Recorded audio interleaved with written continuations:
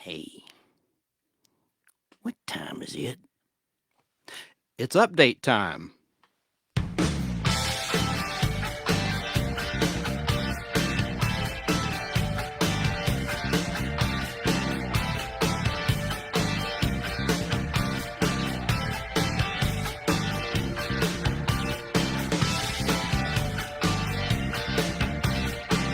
That's right, it's quick update time. How's it going today? How's your week going? I was just in a webinar with a huge media empire, and while I had my gear all set up, and while I'm dressed up and smiling real pretty, I thought I'd go on here and just do one more things. I keep running out of time, even though I've expanded the nostalgic Podblast to 3 hours. I still run out of time because I'm a motor mouth. So I want to just clear a couple things up. Got a big 2-year anniversary special on Sunday at 3:30. If you're not a member of the group, The Nostalgic Podblast, why not? We're giving away stuff. Does it cost you anything? No. Do me a favor and do yourself a favor, if you want to get free stuff, that is, and go to The Nostalgic Podblast Facebook group. Just search The Nostalgic Podblast and join. And also subscribe to our YouTube channel. And what's in it for you is, seriously, we're doing giveaways, which I'm going to announce in a second.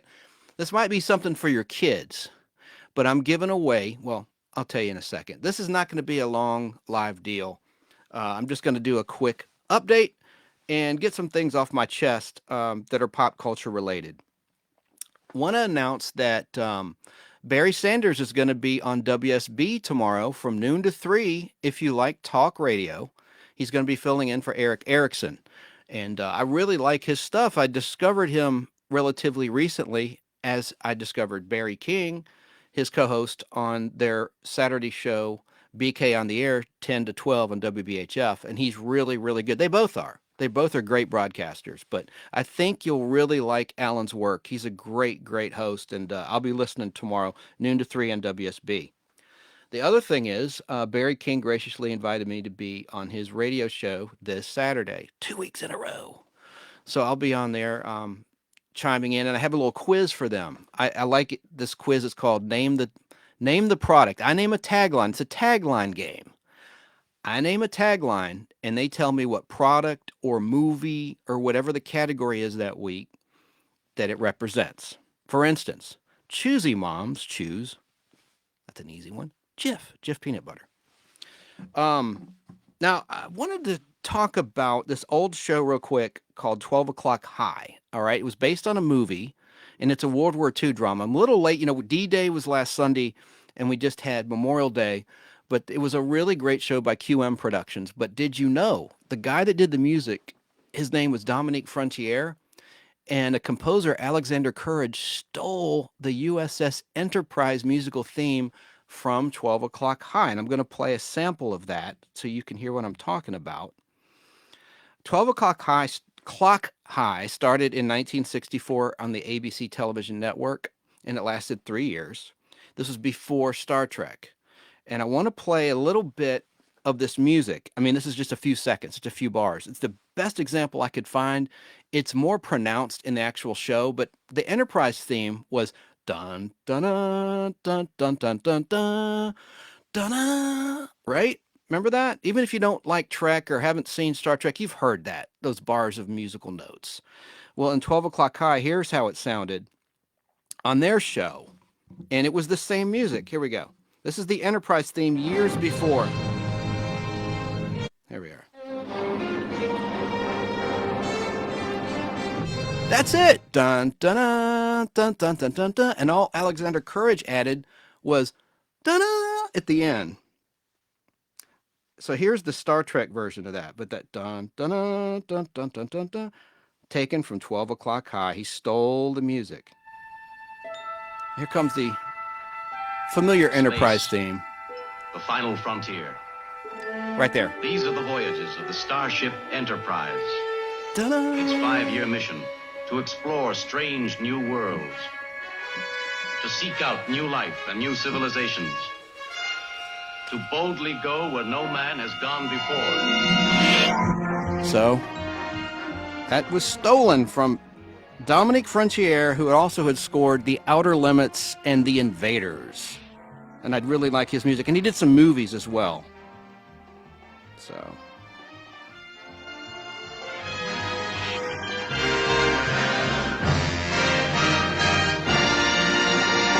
there you have it. Another thing I want to play, speaking of 12 O'Clock High, the star was Robert Lansing. He was a very rugged, handsome dude, great actor, and he left after season 1 of that hit show. And he was replaced by an actor named Paul Burke. And I want to play, in his own words, on the Mike Douglas show, why he left 12 O'Clock High. I find this interesting. Let's see here. Clip number 4. Here we go. Robert Lansing, everybody.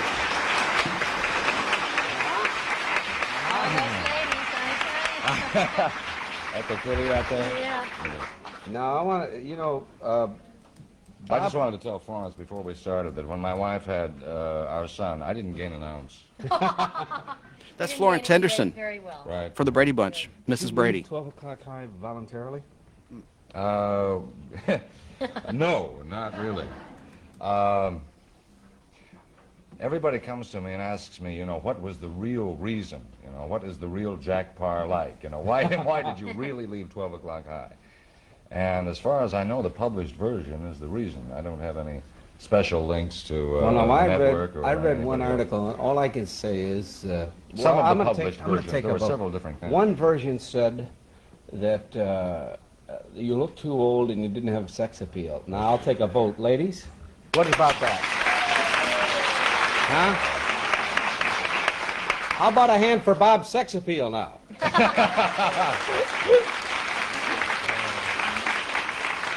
Thank you. My confidence is restored. My own personal opinion is that they're wrong about you. I think 'cause everyone else is. You're great on this show. The show belongs to the network and the producers and so on. They have an absolute right to do whatever they want to do with it. There was a lot of talk and publicity and so.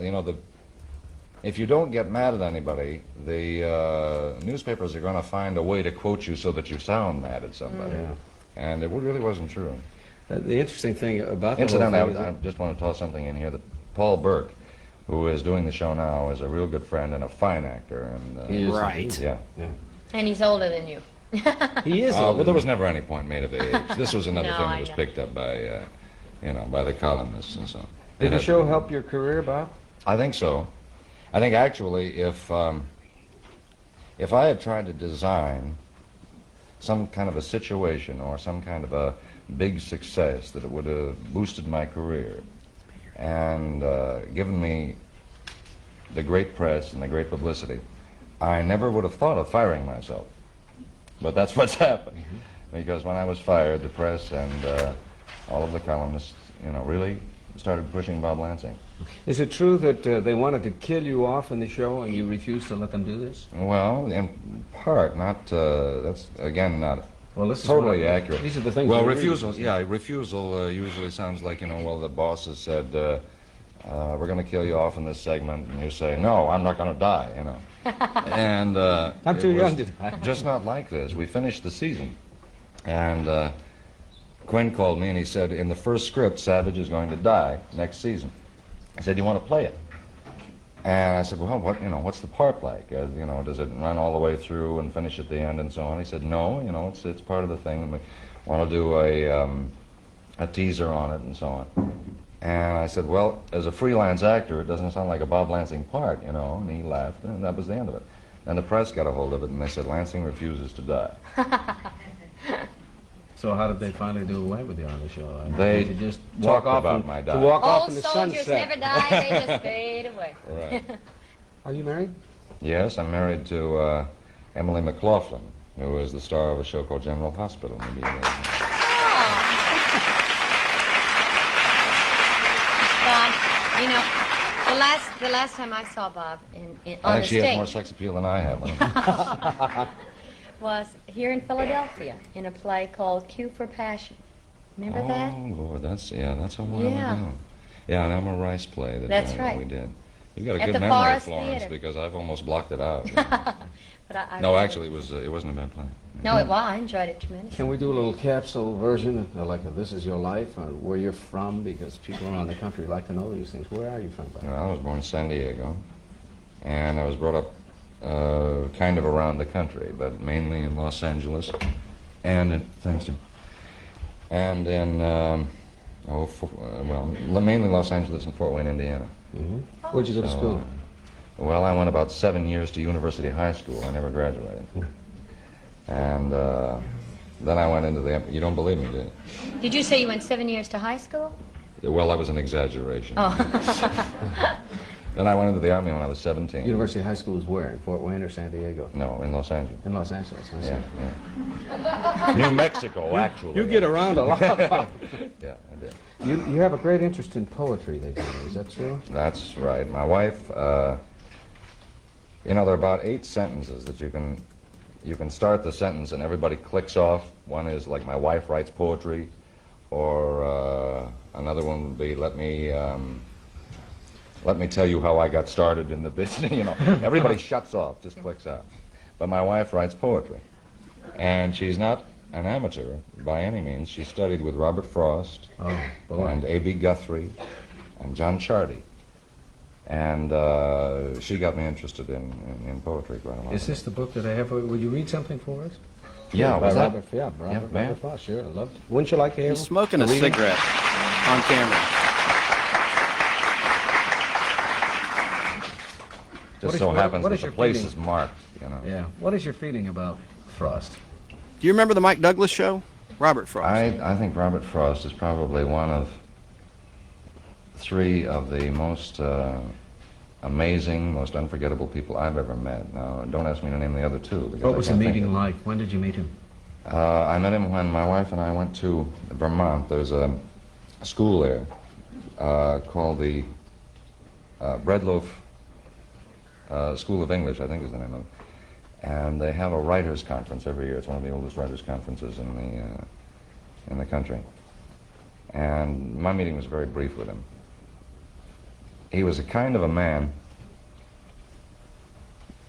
for instance, who would not say, let me read you a poem that I wrote, or here is a poem and I'm going to do a reading. He'd say, let me tell you a poem. And that was the way he read it.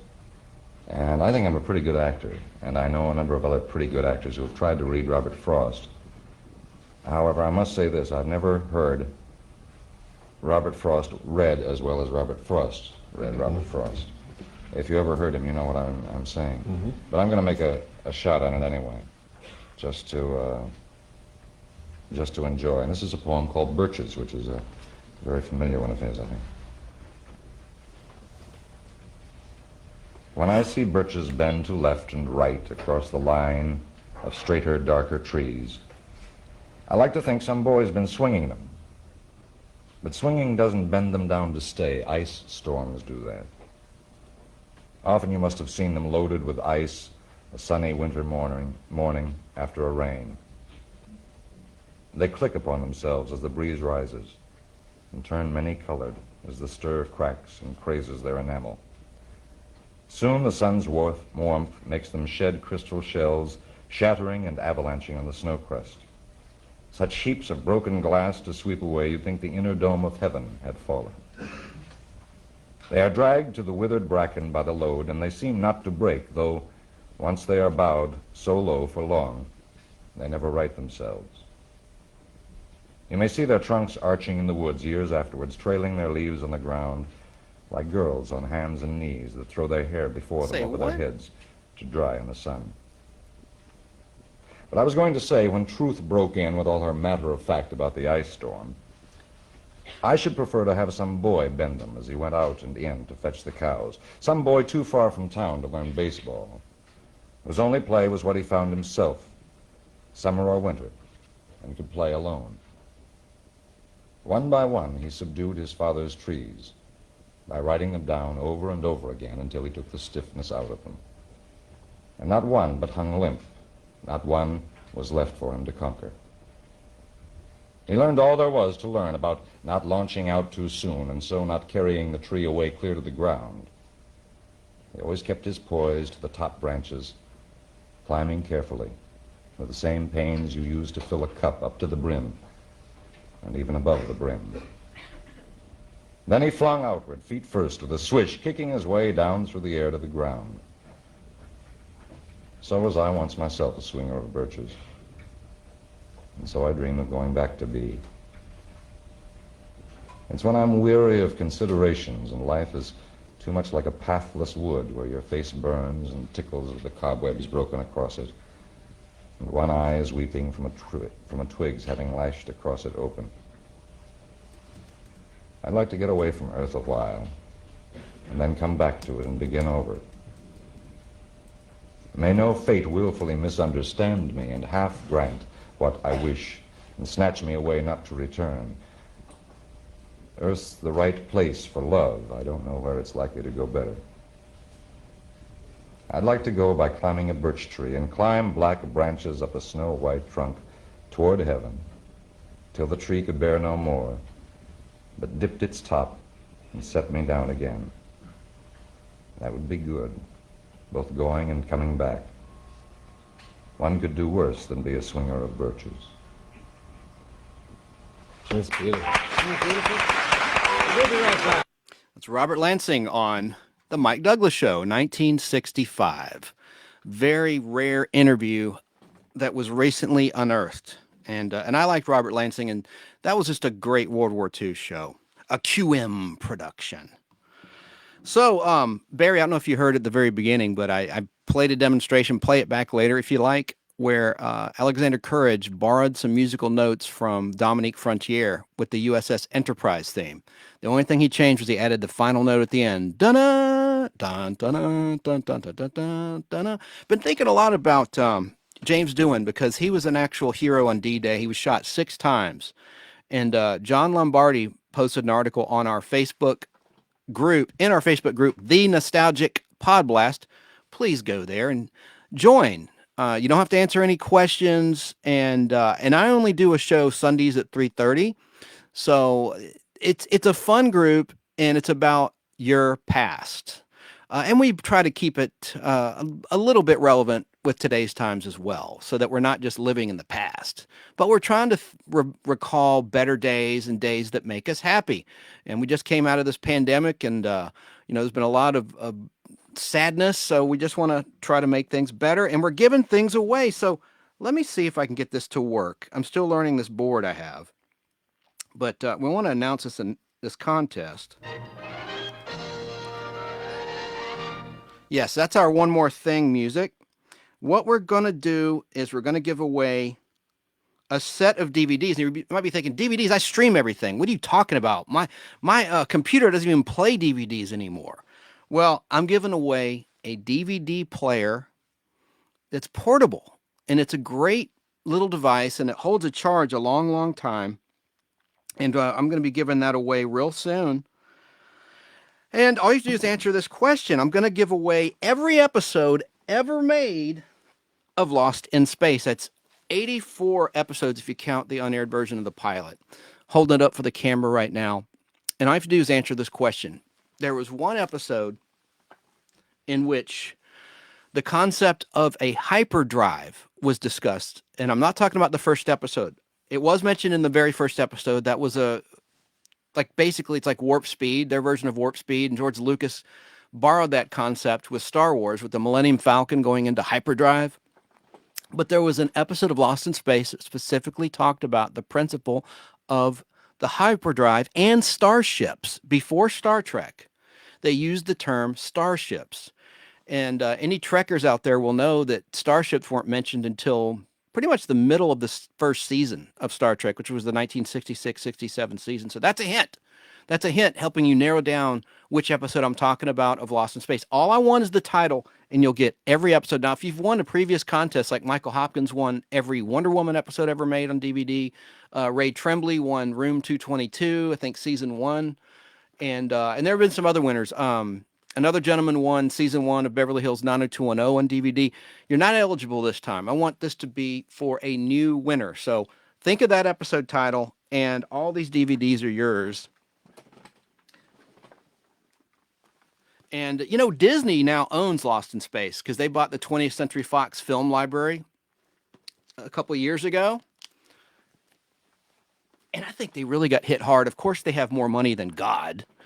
But the pandemic shut down Disney World and Disneyland, and that's a huge revenue stream. And of course, they have theme parks overseas as well that were shut down. So I'm not saying that they were crippled financially. Of course not. But I think after they spent all of that cheddar on the 20th Century Fox film library, that they were a little financially cash flow strapped with the shutdown of their theme parks. But they're starting to rebound. And I know Disney Plus has been a huge success for them. Revenue wise, it's a great revenue stream for them and a great business model. Of course, streaming is in right now. But see, I still like the DVDs. I'm old school. I like to own my own material. The thing I don't like about streaming services is when you cancel that streaming service, you lose the stuff that you paid for. You can't really save it. Like Friends, when they went to the NBC app and the NBC streaming service from Netflix, a lot of people were really upset because that's like the number one streamed show, at least before Disney Plus and the Marvel Studios shows, like Loki. And I'm going to talk with Barry King on BK on the Air Saturday about Loki, and with Alan Sanders, his co-host, about that, and see what they thought. Hopefully Alan's seen it. I know Barry's already seen it, and I have seen it, so I won't give away too much detail now, but I liked it. I thought Loki was really good. Episode 1 just dropped on Wednesday of this week. It's there for you for when you get home from work. If you want to check it out, it's worth your time. And they did do a nice recap of the end of Endgame. The last time you saw Loki is when he grabbed the Tesseract and disappeared back in 2012, the year 2012, which was the setting of the first Avengers movie. If you remember in Endgame, they go back in time to the events of the first Avengers movie. And that's when he makes his escape, Loki. So they did a really good job summing that up. And Owen Wilson's in it, who I first discovered in The Cable Guy. And I love that movie, The Cable Guy, starring Jim Carrey. It was very well done. Ben Stiller directed it, and I think he wrote it as well. And it was just very, very clever. And I liked Owen Wilson. He played a jerk who was dating the girlfriend of Matthew Broderick's character. And she's like, well, my boyfriend and I are in a holding pattern. He's like, holding pattern? No, holding pattern. Okay. And he goes, hey, he's a real jerk to the waiter. He's like, hey, man, have the chickens had a chance to hatch yet? Well, maybe you can go check on it, my friend, if it's not too much trouble. Unbelievable. And then crazy Jim Carrey's character like dunks his head in the toilet in the bathroom. It was just kind of a dark comedy, but very clever, very well written. And it had a lot of good character actors in it, like Charles Napier playing this, like, I guess, corrupt cop who Jim Carrey's character had given free cable. So this cop would let him bend the law and would do like favors for him and interrogate people. And this is a really funny movie I haven't seen in some time. And I have that on DVD and Blu-ray. I need to watch that. I haven't seen that in a while. So our 2-year show anniversary is this Sunday at 3:30, and the theme is going to be shows that lasted 1 or 2 years. And no, our show's not going away, although a lot of people probably wished it would, because I share the stream on my personal Facebook page, so people that have either not gotten the notice to join the Nostalgic Podblast Facebook are probably annoyed as hell, like, this idiot's talking to himself again. What the hell's going on? He's invading my feed. I'm just going to defriend his ass. Whatever. But, so I'm sorry if you're not digging the Podblast or you don't care about nostalgia, but I'm still going to do my thing. I've got to, because I love it, and I love what we talk about and the interactions. So I guess I'm going to wrap this up. There might have been one more thing. I just keep running out of time, darn it. But remember, as I mentioned at the top, tune in to Alan Sanders tomorrow on WSB from noon until 3, filling in for Eric Erickson. He's really good. Trust me. If you like talk radio and you're a common sense kind of person, you're going to want to tune in. And then, of course, BK on the Air will be on, as always, from 10 a.m. until noon. And don't forget fistfulofradio.com, which is where BK and the Air is after us, the Nostalgic Podblast. We're on from 2 until 5 p.m. Saturday and Sunday on fistfulofradio.com. And Barry and Alan in their BK replay is on Saturday and Sunday from 8:30 in the morning to 10, and then after us from 5 p.m. until 6:30 p.m. So that's 6 hours of nostalgia. Now, granted, it's a repeat, because we air the same thing Saturday and Sunday, but still that gives you more options to tune into our show. and you could work out, dial us up. We're going to have a lot of clips and a lot of fun. So I'm really happy to be friends with Barry and with Alan, and they're great new friends, and they're nostalgic cousins of mine. You know, we're great bookends, and I am delighted to be there at WBHF on Saturday. And did you know that station's been around since 1946? Very impressive. And it's a good station. They play a lot of good music. And Alan also has a morning news show starting at 7 a.m. Monday through Friday. That guy works harder than anybody I know. Him and Barry, they're both such hard workers. I mean, geez, they always stay busy, and I respect them for that. Let me just quickly see if there's anything else I can play before I sign off here with this little update. And if you want to call in and shoot the bull, the number 770-438-1050. Let's see here. And again, the theme will be, this is a lot of fun. I have so much stuff prepared for Saturday for the last episode. There we go. This is what I wanted to play earlier when I announced the contest of every episode ever made of Lost in Space. John Williams scored this music. He went on to score a lot of movies, as you know, like Jaws, Superman, Raiders of the Lost Ark, the Star Wars trilogy, and all of the Star Wars major films, like the episode 1 through 9. But he was a TV composer at first, known as Johnny Williams. And this was the 3rd season version of the Lost in Space theme. It's kind of jazzy. I like the drum beat.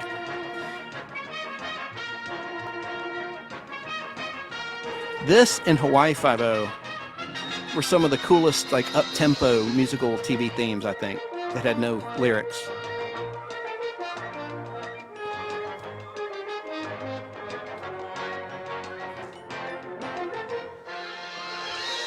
So be thinking about what episode of Lost in Space contained the concept of the hyperdrive and the mention of starships. Starships, that's your hint. And this isn't something you can really Google. I did that by design. I mentioned this in a previous Podblast, and I don't have such hubris to think you'd go back and listen. There's too many shows for that, and you don't have the time. But maybe you know a friend that knows that old show, Lost in Space. And Barry and Alan are not eligible either, even though they've not won anything, just because they probably know. I mean, they have an unfair advantage. I want this to be for listeners. So, and then I'll throw in a portable DVD player, not for this contest, for the next one. And that's the thing I commonly give away are DVDs. So, but I will be able to provide you with a way to play them if you can no longer play DVDs. My car is a 2015 model, and I'm glad it has a doggone compact disc player in it. I mean, I can, of course, Bluetooth and all the modern stuff. And that's a great way, by the way, to listen to fistfulofradio.com. If you have Bluetooth, if you have a more modern vehicle, just dial it up. And there you can listen to it through your speakers while you're driving down the road. But fistfulofradio.com has some great talk entertainment during the week. And it is conservative talk, so I don't know what your leanings are politically, but just be aware of that. However, on the weekends, we are neutral. We keep things just pop culture-esque. That's the way Barry runs his show, and that's the way I run the Podblast.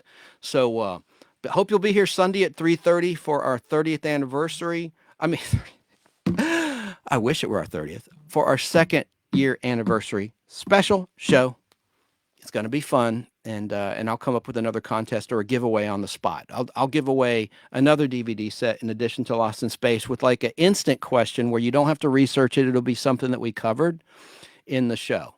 So I'll give something away for you on Sunday as well. So gonna sign off. Hope you have a great day and a great rest of the week. See you Sunday, and remember to go to the Nostalgic Podblast on Facebook and please join. Just hit join. It's like liking a page, but it's a group, so you have to join the group and check out our YouTube channel, the Nostalgic Podcast on YouTube, and then my personal YouTube is Chance Acting Demo on YouTube, and that's got some clips of some acting stuff I've done in movies and TV shows, and other clips of classic shows like Love American Style, some choice clips of Heather Thomas in The Fall Guy, parachuting out of a plane in a pink bikini. I think 100,000 people have seen that clip. No credit to me. They want to see her. I get it. But please subscribe to The Nostalgic Podblast on YouTube. and chance acting demo on YouTube. And what's in it for you is the giveaways. So thanks a lot for tuning in, and have a great rest of your day. I got to play out our theme. Let's see. Here we go. Still learning this board.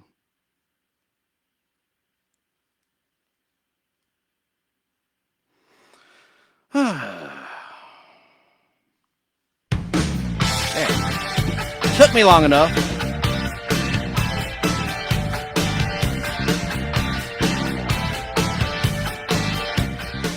The Nostalgic Podblast Facebook group. Please join. Take it easy.